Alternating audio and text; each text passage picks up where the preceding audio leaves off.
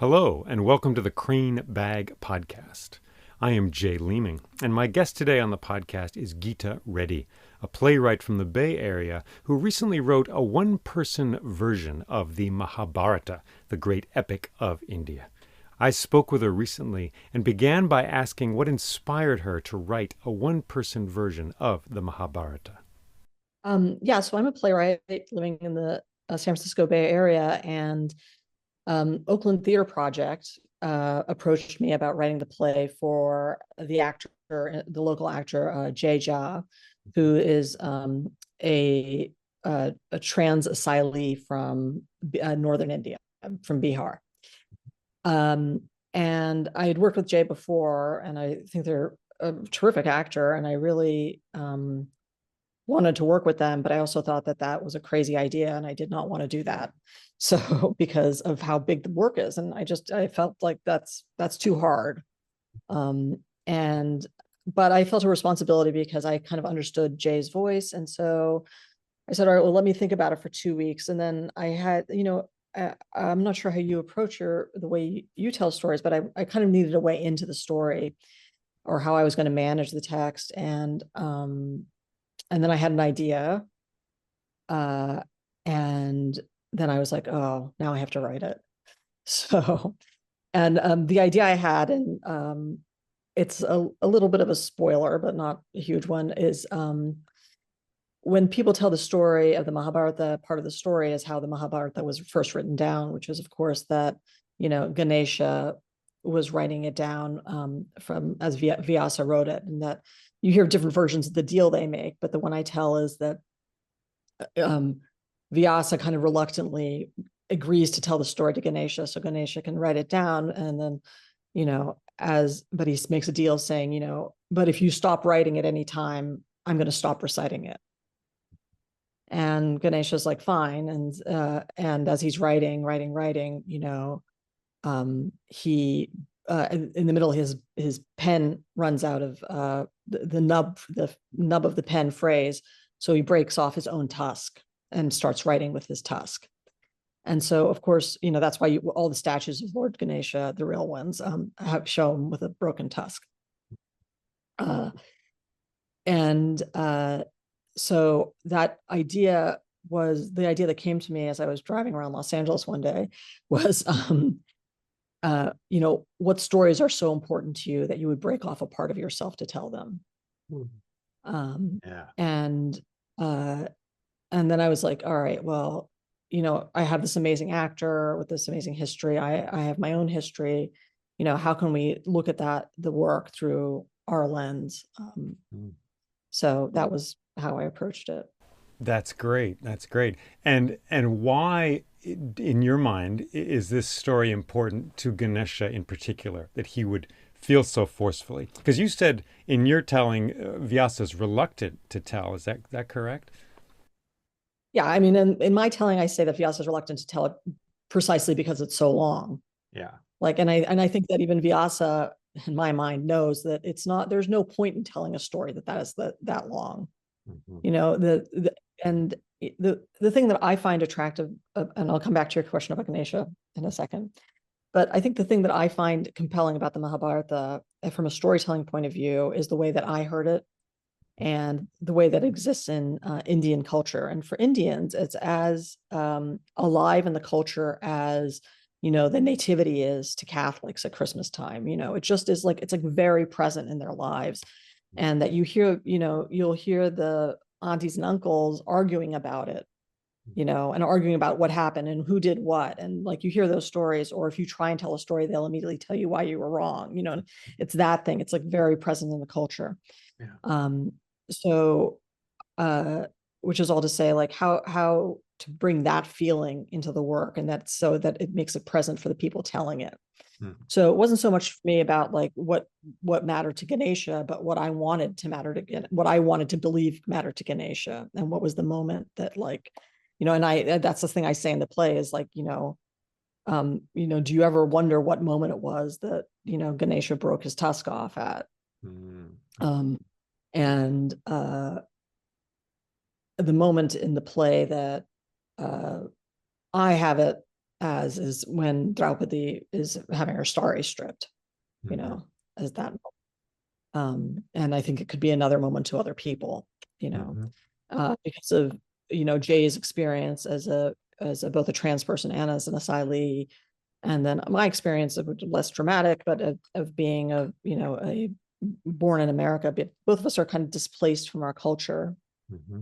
and telling the story of people who are trying to kind of reclaim the Mahabharata and reclaim some of these more uh, transgressive stories, and the transgressive thread you can drive through the Mahabharata of and the untold stories, and really asking and looking at why do those stories still exist, and why did they get put? Why are they kept in this canonical version at all?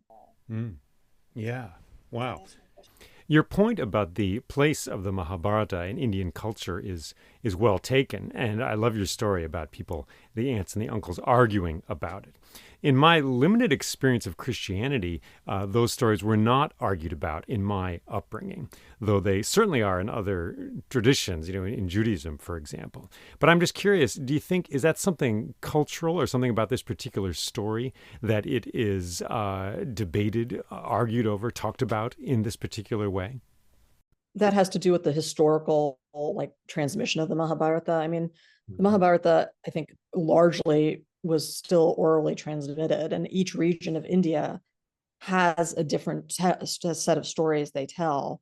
And that part of the colonial project was this idea of creating a canonical Mahabharata, which is the one that we have the English translations of. Yeah.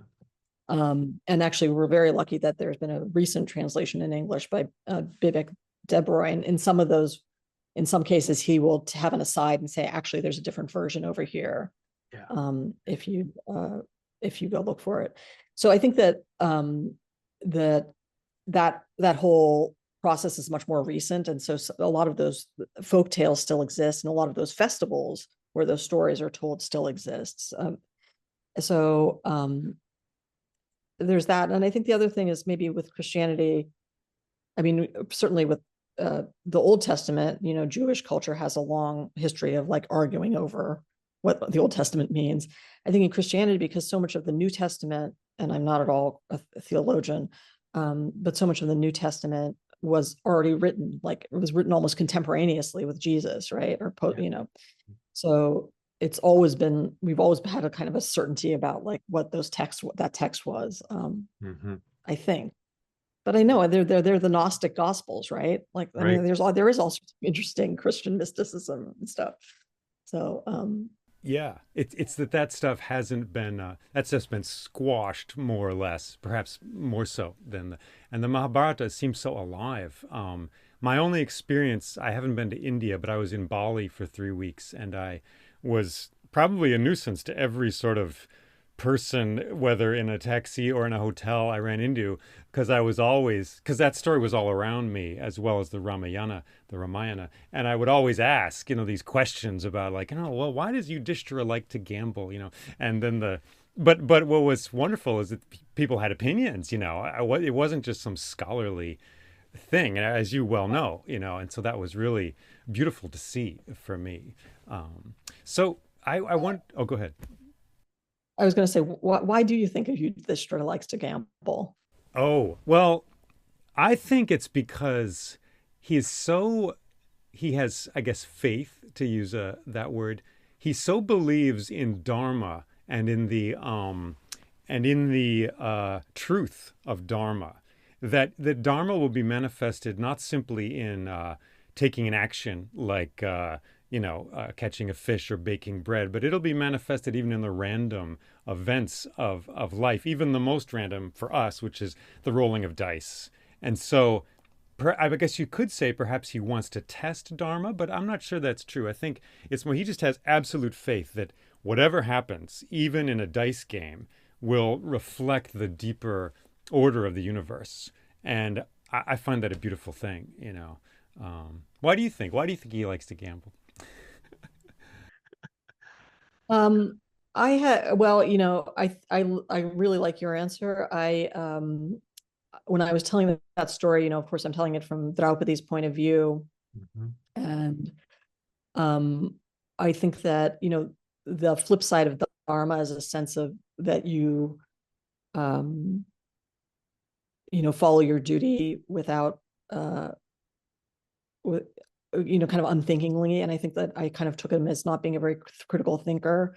I was in some ways much more interested in Sakuni, who I think when they say Sakuni knows the heart of the dice, that really what they're saying is that he's a statistician, which is also a very old Indian art form is math. And that what we, that they're almost approaching the world from these two different points of view, one of faith and one of science. Um, and the scientist can understand both, but he, as a person of faith, can't quite believe that it's possible to know, the heart of the dice. Oh, that's good. So Sakuni knows the dice and knows the game, right? But he doesn't perhaps so he knows the heart of the dice, but not the heart of the world or something like that, perhaps? No, more that more that he isn't as enamored by, or that he more that Sakuni believes that it can be understood, that the world can be understood. Yeah. Is what I'm saying, is that, that you can set up the rules of the dice, and you can even have fair dice, but if you know how the statistics work, as every casino knows, that you can make it, you'll win eventually. Right. And Yudhishthira is in some ways very innocent and can't believe in the unfairness. So in your conception, does Sakuni cheat, or is he simply just so knowledgeable about the game that he wins? I mean, I think he's cheating in the same way that card counters cheat at casinos, right? That, they still get kicked out because it's considered cheating. Yeah. To be that good at it. He's just much better at it. Yeah. So. Yeah. Have you gambled? I'm I have gambled, and one of the, my family is a card playing family. And, when I would go to India, we called it gin, but I guess it was canasta, what we would call canasta in the West. But, 30 people would sit on a sheet in the living room, and we would play with like 6 decks of cards, and everybody would play, and there'd be a pool, and it would just be, winner takes all at the end. Wow. So that was the first gambling I ever did. Wow. So. Yeah, well, I remember the frustration as a child between strategy and then the dice. You would have this great plan, especially in the game Risk, the board game. You'd have this great plan, but the dice would betray you. And it was sort of this irritation that the randomness of the world could confound my plans, which of course is often our real experience in this world. We make a plan and then it rains on the wedding or something. And if you're listening to this and you're getting royally confused, I would suggest that you listen perhaps to my recordings of the Mahabharata on my website, which are freely available, or seek out a book version of this amazing story. I would just say briefly, we're talking about the dice game where Yudhishthira, who is the son of Dharma and king of the world, basically, gambles away his entire kingdom and even himself in a dice game with his cousins, headed by Duryodhana and led by Shakuni, the gambler and dice player. But Geetha, I'm curious how you first encountered this story in your life. How did you first run across it? I was born in the United States, but my family moved back to India when I was early elementary school age for several years. But I spent every summer in India growing up. And that time, India was very different than it was now. There was almost no television, and the electricity would go out for days at a time. But what was there were in our household were these bound editions of comic books, and some of them were Archies, and there was some superhero, but most of them were these Amrit Chitrakathas, which were these Indian comic books. And they tell kind of the very jingoistic, a patriarchal version of the Mahabharata. But I read all of those growing up, and they were both ridiculous and fascinating, and yeah, that was my first experience of it. And then there was a very good translation that came out in India when I was in like maybe middle school or something, and I've been trying to find it, but I kind of um, read through that. But then, what the real experience of that is, of course, that I would say, oh, I read this, or, oh, did you read this comic book? And then the arguments would start and be like, well, no, this happens over here, or this happens there, or this, the real reason this happens is because of this. Mm-hmm. Like, or like the real reason, the real interesting thing about Yudhishthira and Sakuni is um is about rules, right? And like the rules that people follow, and that like suddenly now Draupadi is the real, right, lens through which you look at that story, and that she is um, being subjected to these rules and these games that these men play, and that Mm-hmm. she is the victim of that game. So Yeah. yeah, that those are the kinds of discussions that would come In your family about these in my things. family. Yeah. Yeah. Yeah, that's beautiful. Did you see it performed in India ever, like in any way? No, I mean, there was the TV show Yeah. uh, that I saw some episodes of, but none of. Um, and I saw parts of the Peter Brooks film version, Mm-hmm. but all of those felt, as somebody coming out of, Western television culture, they all felt very stiff and formal to me. Mm-hmm. Uh, so, yeah. They Did you felt. ever see the Peter Brooks version, or? Yeah, that was actually my way in because well, I didn't see it. I was going on a canoe trip in Minnesota and we stopped at a garage sale and there was a copy of the script by Jean-Claude Carrière. And I carried that around for some reason for years without reading it. And finally, at a temp job in New York City when I lived in Brooklyn, years, like 8 years later, I still had this book and I read it at the desk of this Dutch investment firm while I answered the phone. And I just fell in love with the story. And then eventually did rent the video cassettes back then, and liked it and recorded it onto cassette, audio cassette. This is more than you probably wanted to hear from me. But No, I'm interested. and went through a strange time in my life where I was living in three places at once because my father was dying of emphysema. And I was driving between Brooklyn, Vermont, where I was house sitting, and Ithaca, New York, where I live now. And I would listen to these cassettes over and over just because the story took me. Which I guess in retrospect is interesting because I do admire the film to a certain point, but I liked also hearing it and visualizing it, which of course in my work now as a storyteller is much of what I'm called upon to do, right, is to imagine it richly.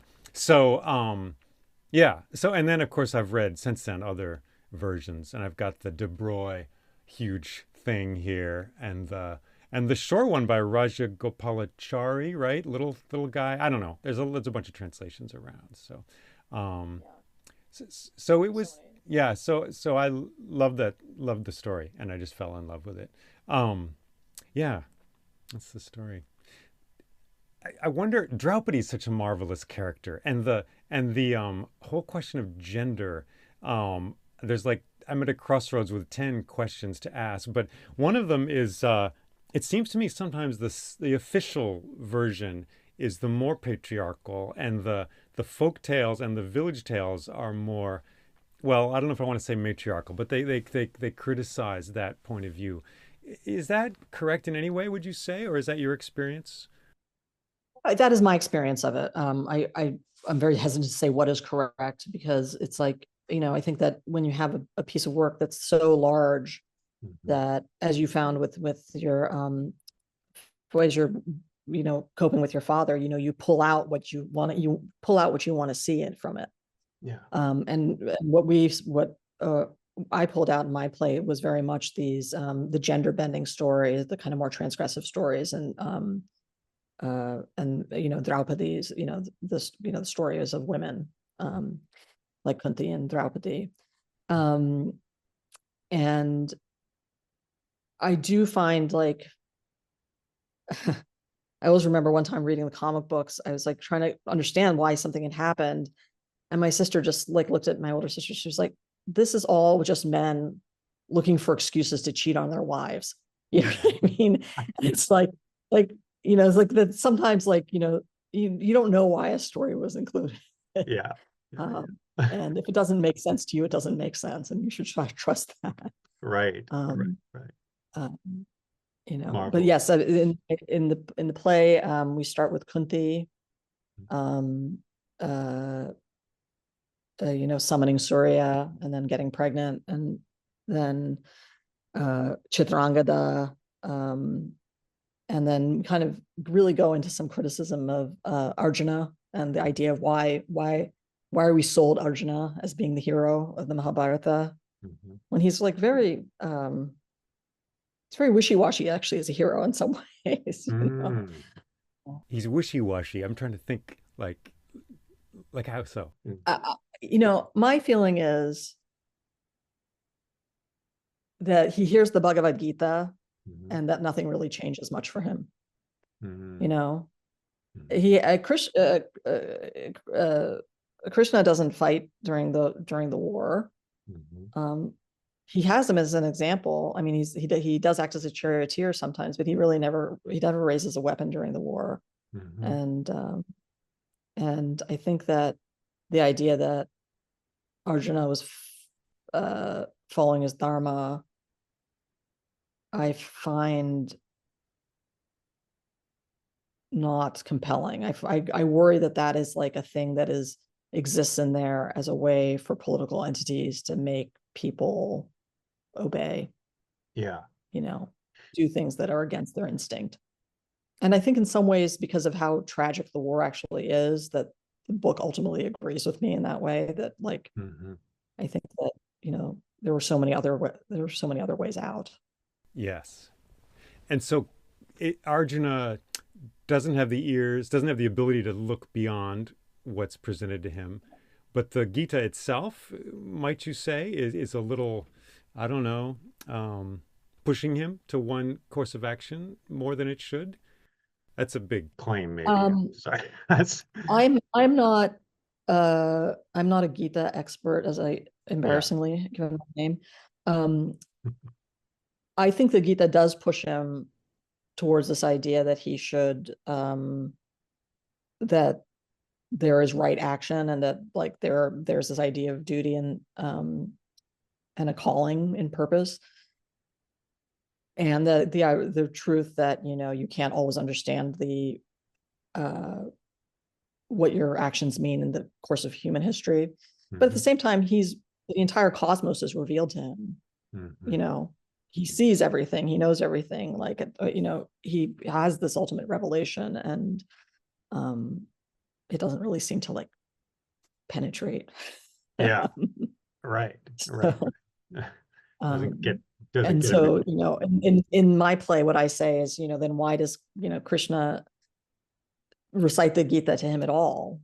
And I say it's because Sanjay was watching and was there watching it all, and that he knew it was going to be recited and repeated, and that it was something for all of us, not something that was for Arjuna alone. So I see. So he said those words knowing they would be recorded for the future, basically. Yeah. Fascinating. Yeah. I'm curious about your take on Kunti. You said your play begins with her.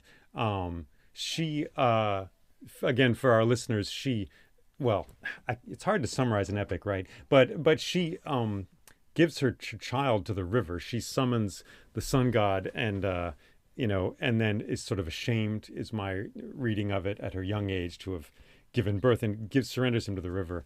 Anyway, we won't go into the whole story. What's your take on her motivations in this epic? Yeah, when I was doing the research on it, there's this anthropological book called Yugantha. I think that's the name of it. I need to go look. And this woman writing in the 70s, and she made this claim that that actually Kunti was was likely a house worker who was part of this like sexual hospitality practice that was happening. And it's a great like feminist reading of it, like a first wave feminist reading of that story. but I kind of became interested in this idea of Kunti like being more a sexually curious person, Mm-hmm. and Mm-hmm. like being like, like being a little thirsty for Surya. And then like Yeah. this idea that like she has this power to summon gods and this sexuality, but at the same time, that thing of being a mother and like her responsibilities of motherhood, like that those things are very much like part of her story. And like, Mm-hmm. how do you like proceed and be, honor both of them. Mm-hmm. Um, and I think like ultimately her in relationship to Draupadi and her um, inability to, in some ways, protect Draupadi from the vagaries of her sons, Mm-hmm. um, is always like a problem for her, Um, but I just really like this idea of both Draupadi and even Kunti and even Draupadi being more not a victim of their sexuality, but more in control of it. Yeah, for sure. So Kunti is sort of like seeking, experience, sexual experience, among other things. It's a weird, wild thing to have a mantra that calls down a god and allows you to sleep with a god and then give her like it's a whole big package. It's just a strange, wild, wild thing. And then she is isn't it Some isn't weird it Tinder, right? what's that? I said it's a very weird Tinder. It's a very weird Tinder. Yeah, exactly. A cosmic Tinder. And then she's in this situation later where she could halt the war, or so it is said, by revealing the truth that Karna is in fact the brother of the Pandavas. Why do you think she refuses to? Why does she refuse to do that? Well, I tell the story that she does do it, that she Well, does go and she finds at the river, and that it is he who refuses it. And he's like, you gave me away and my brothers have rejected me. Why would I do this thing? oh wow, that's I don't good. know where I saw that story. Is it on in the Biblic Deborah?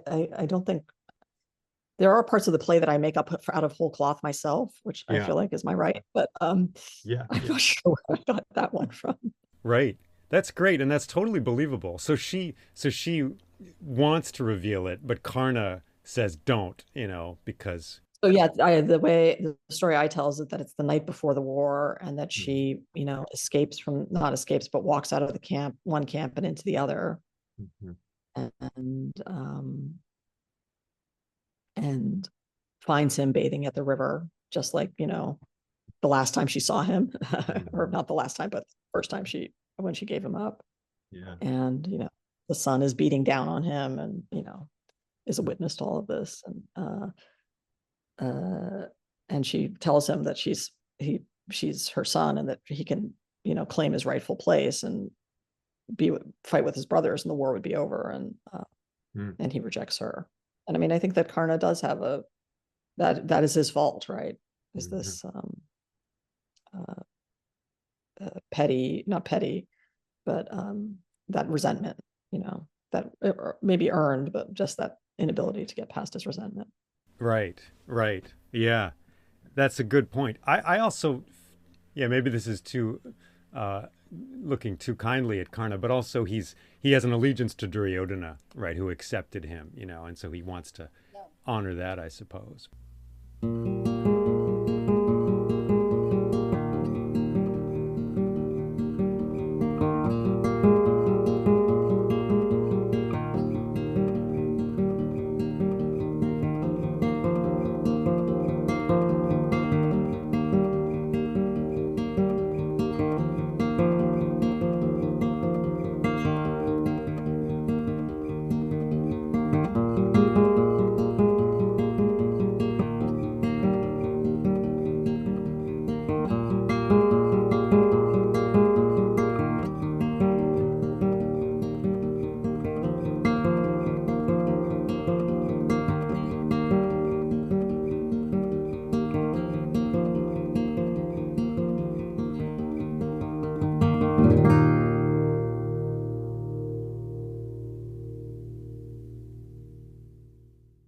A story like this, it's so big. It's sort of like you're not just telling a story. It's like you're given a palette of colors, and you get to choose which ones you use. It's really amazing. And you've spoken about Jay's their experience as an asylee and as a trans individual. And again, I'm curious what stories you focus on. I mean, just so you don't have to explain everything, for those of you listening, there's a wonderful, some amazing gender crazy stuff happens. Among them, a character, a woman who becomes a man to kill another character, Amba. And well, anyway, I don't need to go into the whole thing.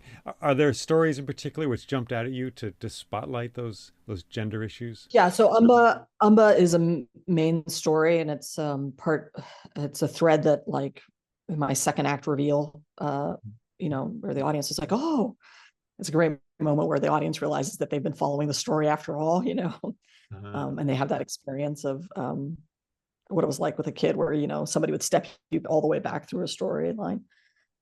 yeah. So that's definitely a big story. We start with Chitrangada. I don't know if you know that story, was of the warrior princess of Manipur, who is obsessed with Arjuna and then calls Shiva Hmm. to come and make her to be more beautiful.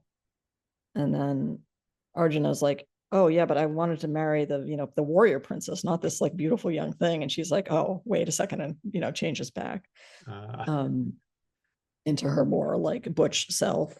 yeah. Um, one story we didn't get in there, which was a story that is like a folk story that Krishna, the night before the war, transforms himself into Mohini to marry, actually marry, I think it's one of Arjuna's sons, who's going to be the sacrifice Okay. before the Oh. war. And yeah, so I couldn't quite fit that. I kept writing it, and it kept not getting cut. It kept getting cut from the Mm, play. It's mhm. another gender bending story.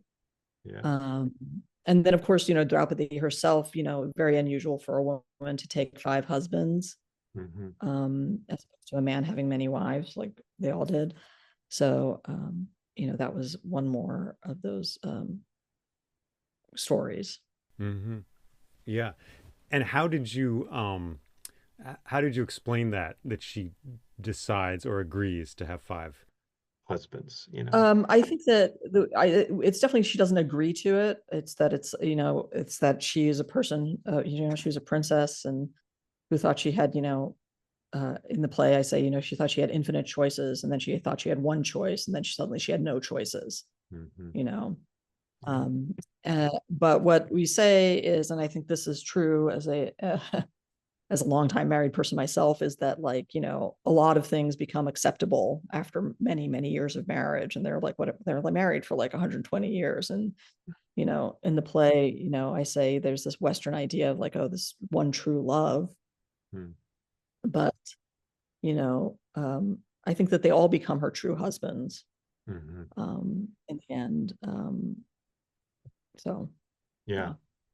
It's really amazing. I mean, I tell fairy tales, of course, as well as any storyteller does, to kids. And there's sort of a merciless sense of relationship in a lot of these older stories.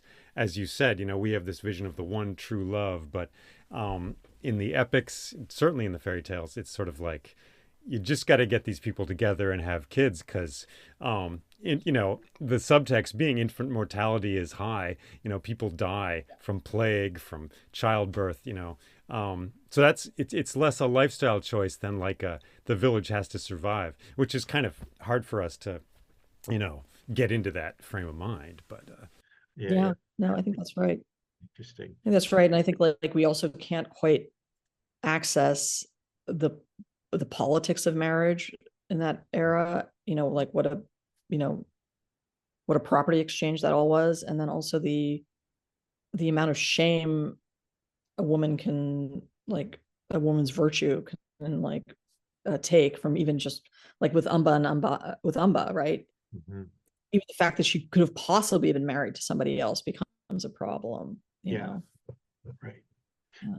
Yeah. So, Speaking for myself, just I think for a lot of Westerners, you run into this story, and there's quite a lot of strong female characters that are just amazing, and Draupadi being the chief one, you know, born out of a fire, you know, of all things, you know, just a great a great way to come into the world, you know, just marvelous.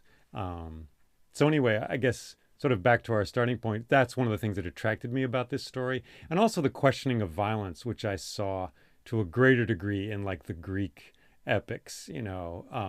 I mean, the Iliad questions violence only by showing its cost and by the sorrow it creates. And it's wonderful in that way. It's a wonderful sort of opener of sorrow in audiences. But the Mahabharata not only shows the sorrow, but also sort of mentally questions, you know, is this really the right thing to do, you know? And I love that about it. So, Well, I mean, I think that's when you have Bhishma lying on his bed of arrows, like talk about somebody who could have stopped everything, right? yeah. You know, like uh, what a comeuppance to lie there and see it, and to be lying there on the wall, you know. Yeah. And it's so funny in the comic book, it's portrayed so like heroically, Mm-hmm. like, and it's like this beatific thing, and I'm like, yeah, I don't think so. You see it as what? As like so if not heroic, then sort of, I mean, I see it more as a time for him to reckon with, like, you know, a series of really bad decisions, like, mhm. you know, from Yeah. I think his initial vow Mhm. to, you know, not marry and not have children. I mean, I actually think that that is a gender thing he did. Like, I think like he is one of the gender story, like not the uh, gender sexuality stories. It's like, who does that? Like, you know, like who makes that decision? That's a pretty, and also what does it mean for father to accept that decision from his son? Yeah. Um, so, you know, and then also like, you know, not stopping the dice game, the stripping of Draupadi when he had the chance, you know, like, and then not stopping the war, of course, you Right. know. So, Why does he do those crazy things? Like he could and also stop like the. all the time there were weird property disputes happening between the two sets of cousins. It's like, if he had just stepped in and been like, this is what's happening, you know, nobody would have, you know, that was how powerful he was, you know. Yeah. Yeah. um It's almost like his refusal to get married is also a withdrawal from life itself, you know. It's like despite the fact that he's fighting in the war and he's always there, you know, he's always present, but it's like at key moments he sort of subtracts his will or his desire from the moment, you know. Um it's yeah, it really is some weird lack of agency for somebody who's, yeah, yeah, so powerful, both, right. you know, physically and politically. Yeah. And that image of him on the bed of arrows is poetically just, it's like in sort of a Jungian sense. I just want to like sit with it. I mean, he's suspended between the ground and the sky. And in my understanding, in traditional, a lot of Indian cultures, you die on the ground because that's the mother, you know. So he's away from the ground. Then he's suspended by arrows, you know, which are weapons of destruction. And it's as you were, I think, sort of I sort of what I felt from what you were saying. It's sort of like, in the one hand, it's a neat trick, you know. It's like a special effect. Arjuna makes a bed out of arrows. Whoa. But in another sense, it's almost like horrible that this weapon of violence is sort of his. He's reclining at rest upon this bed of sharp objects designed to kill and take life. You know, it's really crazy. Yeah. I'm curious how you dealt with the spectacle of this story, because there are these just gigantic scenes, battle scenes mostly, with thousands of warriors and chariots and giants and magic weapons. Did you attempt at all to bring some of that spectacle into your version of the Mahabharata? Yeah, there are two scenes. The second act starts with the war. During through the play, the storyteller is really trying to tell the story without saying anything about the war. Mm-hmm. And then finally gives in and starts telling it. And in some ways, it's almost like a Harper's Index of the war, where it just talks about the incredible numbers, Yeah. you know, and of how many people died, just to paint the picture. And then we're on the other time we're really on the battlefield is with Bhishma dying. And then Oh, I guess we're on the battlefield quite a bit, and then of course sorry, with Amba killing Bhishma, and then Bhishma on the bed of arrows, and then also when Karna dies. Mm. Um, Mhm. we see that, and we see that actually twice, once from Karna's point of view and once from Kunti's point of view. Oh, wow. So I guess there's. But in each case, you're talking about individuals, not about whatever, some kind of Marvel movie with thousands of elephants or Well, something. the beginning where we talk about just how many people were involved, Hmm. I think that that does kind of create a sense of like the size. And of course, we tell the Gita, so then we're on the battlefield again. So Right. yes, I mean it's all these individual points of view. Sorry, I didn't really realize how much war is actually in it. Yeah, yeah. You try and try not to write about the war, and then it's all about the war. Yeah, yeah. Um, Right. yeah, there's no, except when Bhishma and Ambika and Karna and Arjuna face each other. Those are the two like battles we see between characters, and the Mhm. actor just you know moved between two spotlights to do it. Yeah. And but also the pace of the play slows down instead of speeding up at that point. Both Mhm. cases. Yeah. Uh, In the photos I've seen, you have this wonderful sort of reflective surface often on stage. Was that used as how did you use that in the course of the play? so the description I have in the play is very similar to what you were talking about. The idea of sky and earth, that there would be a river, and Hmm. then it would curve up into the starry night, and so that the stars would be reflected in the river. Hmm. And that was what the set director came up with, was this uh, this mirrored catwalk, and then above where these lights were hung. In the first production of it, we actually had this almost circular thing, so it looked like a kind of canopy over the whole audience. So that was really beautiful. Hmm. So yes, it was kind of a river sky to create a sense of setting, and there's so much water in the book. Do you have an experience of the Ganges River yourself, having been to India? I've been to India many times. I don't go to we don't really go to North India very much. Hmm. So have I seen the Ganges? I have not. Hmm. No, I haven't. Yeah. I don't think so. Well, it just took me a while to realize that how central the Ganges is to this story and how it just weaves its way through the entire epic. At the end, when Yudhishthira and his brothers ascend the great mountain to go to the other world, I thought, mainly from seeing the Peter Brook film, that they sort of ascended into the air. But in fact, Yudhishthira enters the water once again and crosses that river to the other shore, as we say, which is the other shore of that river and the other shore of reality, like the other world. Yeah, Which I don't know that version. Yeah. yeah, well, there are so many versions of every story in this great thing. So I guess I would just say, is there a part of this story which you particularly like and which jumps out at you? I mean, my favorite moment is hmm. I mean, I think it's a as a writer, I mean, I think my favorite stuff is the Lord Ganesha stuff, actually. Mm. Mm-hmm. Um, uh, but maybe that's just because that my way in.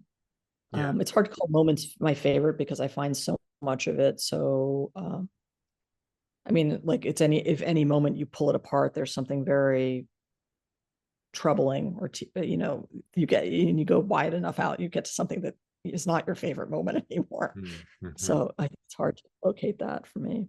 Yeah. Yeah. Yeah. Yeah. Ganesha's Yeah. marvelous beginning of things. And this play is, if I believe I saw the right website, it's currently being performed for a second time. Is that true? Or was No, it that was performed for a second time last year, last year? Got at it. this time. Okay. Yeah. So, and yeah, I'm very interested in having it performed in New York. And so we're just trying to find other places for it, and even other actors who might be interested in doing it, although we'd love for Jay to do it again. Yeah. Um, Yeah. but it's a big play. Well, may that come to pass. And thank you so much for talking with me about this beautiful epic. And is there more to say? There's always more to say when you're talking about an epic. Well, Um, where are you performing it, and how are you using it in your work? Excellent question. Well, I've told it, let's see, I've told it online twice in weekly sort of meetings. I've told it to kids, middle school kids in an elementary school, well, middle school setting. And I told that over like 3 months, and every week. I've told it in limited ways in theaters on stages, like parts of it. This November, I'm doing 3 weekends at a theater near here. I'm doing, I'm going to tell the story in three parts. And So that's challenging just to scrunch it down. And then probably next spring, I'm telling it at a conference in Maine for a week. So anyway, so was that your question? That was kind of your question, I guess, wasn't it? I like a lot of storytellers, you start small and you get big. I started with fairy tales and then Gilgamesh. I was hungering for the epic early on, partly because of just being, well, I don't know. I want to say it's partly being American and growing up on like Hollywood movies, but I think also it is sort of a desire to connect with the unseen and with the sacred, really, which you can do in which folk tales don't have as much. And I like folk tales, but so anyway, yeah. So I did Gilgamesh, which is long-ish, but it's like dominoes. Every event follows the next. It's very easy to run through it. The Odyssey, then I did, and I tell that a ton. And I love the Odyssey. Little easier to get lost because it's sort of like what's happening next, and there's all these islands like where on the plus side you can rearrange it, you know. But the Mahabharata always pulled at me and was a harder, I don't know, in some ways a harder way in as performance. Partly because Americans don't know the story. Like the Odyssey, you can jump in and tell part of it, and you know it's not guaranteed, especially these days. But a lot of people kind of know there's this war, this guy trying to get home. Whereas the Mahabharata, an American audience is kind of often clueless, you know, and you got all these characters, you know, which is hard. And the beginning, as you well know, is like there's a war because they don't know who's going to be king, kind of basically, and the reason for that is the family line is so convoluted, and so you have to begin with this convoluted thing. Like you, I love the scene with Vyasa and Ganesha. I love the way I tell it. Vyasa has this story, but doesn't need someone to write it down, and so goes into meditation, and Ganesha appears, you know, which even just from the beginning is intriguing to me because, again, in the West, we would go, you don't sit in the forest to get help writing a thing down. You go to the city and you hire a guy, you know, right away. You go where the people are, you know. But he's sort of like, you know, You get out meditate. your voice to text dictation map. Yeah, exactly. So, so I return to it frequently, and as I think I said to you in an email, sometimes I long for this story, you know, in when I'm inside of other stories, you know. I'm like, you know, I'm telling the Odyssey or whatever, and I'm just like, oh, come on, you know, can't we just change this around, you know? It's been an education as well for me, the living nature of it as well, because as we sort of said, and as you said, you know, it's alive, and sure, the Odyssey's alive, certainly, but not quite in the same way. You know, I will get comments on my YouTube channel, you know. Nobody in Greece, you know, worships Zeus anymore, right? Yeah, But plenty of people, you know, worship Lord Ganesha. I've got like, you know, a Ganesha right there, you know what I mean? So, yeah, um, yeah.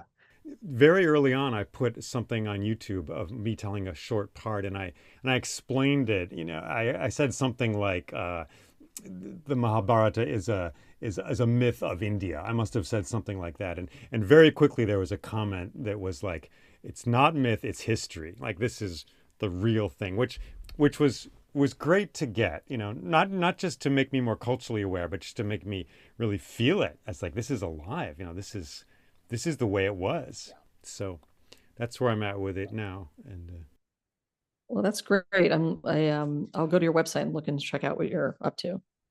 As should all your thanks. listeners. Yeah, right there, there it is. And yeah, and of course, if people hear this and want to catch up with you, what are you doing now? Like you have shows in the Bay Area happening coming up? I don't have anything coming up right now. I have uh, several commissions I'm working on, and you know, the theater scene in the Bay Area is coming back to life, and Mhm. I'm coming out to New York quite a bit, so hopefully we'll see Mahabharata other places around the country soon. Yeah. Yeah. Yeah. Yeah. Well, I could sit here for a while talking about Draupadi's brothers, uncles, roommates, Yeah. pet Me dog. too. But, but I guess um I will stop there because time is with us, the giver and the Yeah. destroyer of all things. Um, Thank you so much for talking with me, Geeta. And Yeah. to It was really nice talking to you.